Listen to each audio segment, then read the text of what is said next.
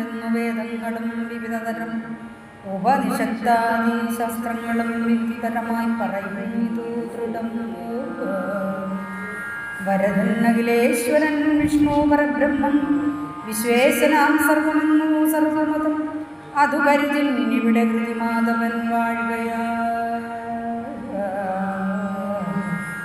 അന്തരംഗിൽ അന്തരംഗത്തിലെന്തിന്നു സന്ദേഹവും സകല സൃജപാലനശീലലീലാമൂലൻ സർവാത്മകൻ താനതല്ലാതെ വേറൊന്നും ഒരു പൊഴുതുമൊന്നുമേ ഇല്ലാതെ കേവലൻ ഒന്നോ രണ്ടെന്നുമില്ലാതെ പരബ്രഹ്മൻ പരമപുരുഷൻ മഹാമായകൻ വൈഭവം പ്രത്യക്ഷനായിരിക്കും ഇതും കൃഷ്ണനായി.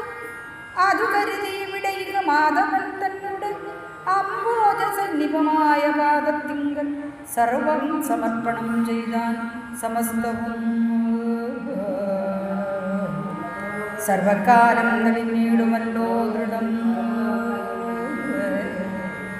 വിവിധതര ശാഖയാമീവും തരുവിനും വെട്ടുന്നു മൂലേ ജലമതുമൂലമായി തരുവുമതശാഖയും തലവുമത പുഷ്പവും തത്ര തളിർത്തു വീർത്തു ബലമാവതു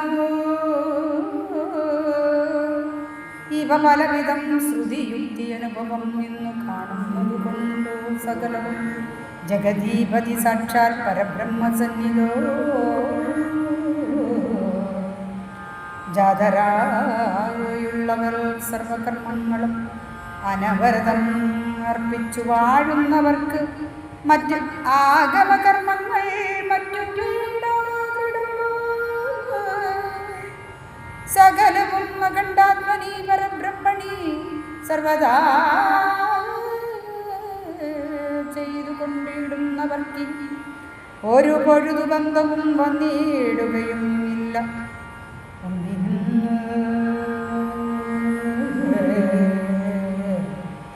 വൈഷമ്യം മോക്ഷം